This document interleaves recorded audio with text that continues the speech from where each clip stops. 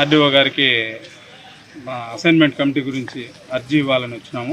RDO గారు ఏదో training నిమిత్తం కడపకి వెళ్ళారని తెలిసింది. ముఖ్యంగా విషయం ఏంటంటే రాజంపేట నియోజకవర్గంలో అన్ని మండలాలకు అసైన్మెంట్ కమిటీ మొదటి విడత ఏదో నామమాత్రంగా జరిగింది. మొదటి విడత, రెండవ విడత. అందులో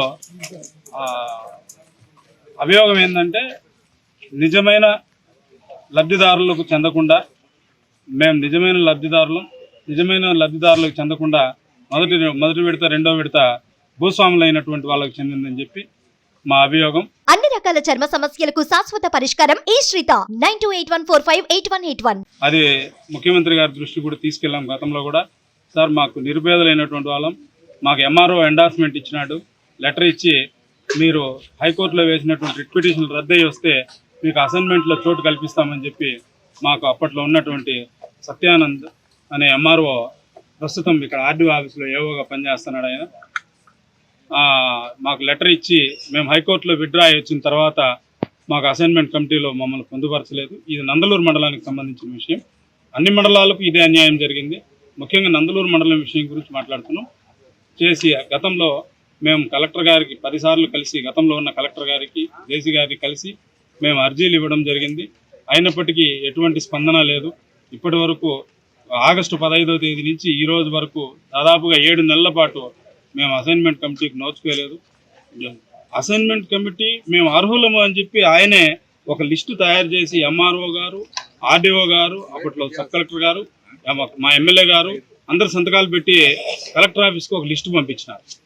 అక్కడికి వెళ్ళిన తర్వాత ఆ లిస్టులో 200 చిల్లర పేర్లు ఉంటే 50 పేర్లు మాత్రమే మంజూరు చేసి మిగతాటి అన్నీ అక్కడే పెట్టేసి బుట్టలో వేయడం జరిగింది.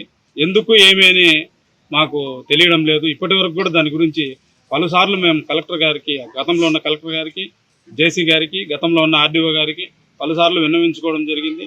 అయినప్పటికీ ఫలితం లేదు. ఇప్పుడు 2 సార్లు ముఖ్యమంత్రి గారిని కలిసాం.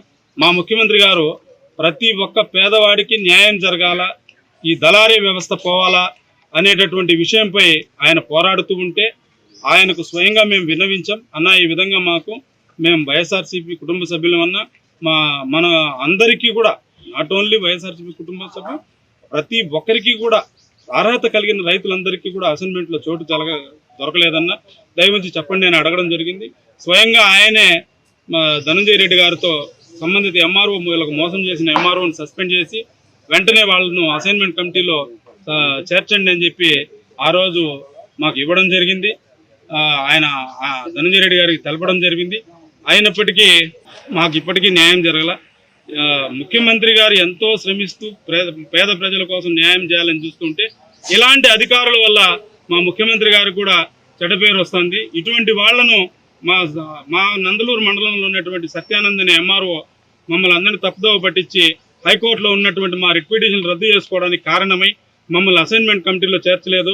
ఆయన వెంటనే ముఖ్యమంత్రి గారు ఈ వీడియోలు ముఖ్యమంత్రి గారి దృష్టికి పోయి ఆయన వెంటనే సస్పెండ్ చేసి ఏదైతే రాజంపేట నియోజకవర్గంలో మొదటి విడతలో జరిగినటువంటి అసైన్మెంట్ కమిటీలు ఉన్నాయో అవి రద్దు చేసి విచారించి వాటి మీద విచారణ జరిపి రాజంపేట నియోజకవర్గంలో వీరబల్లి, సుండుపల్లి, రాజంపేట, నందలూరు, ఒంటిమిట్ట ఈ 5 మండలాలకు నిరుపేదలు అర్హులైనటువంటి వాళ్ళకే అసైన్మెంట్ కమిటీలో చోటు కల్పిస్తారని కోరుకుంటూ, అలాగే అర్హత కలిగి ఉన్నారు కాబట్టే కలెక్టర్ ఆఫీసు పంపడం జరిగింది గతంలో.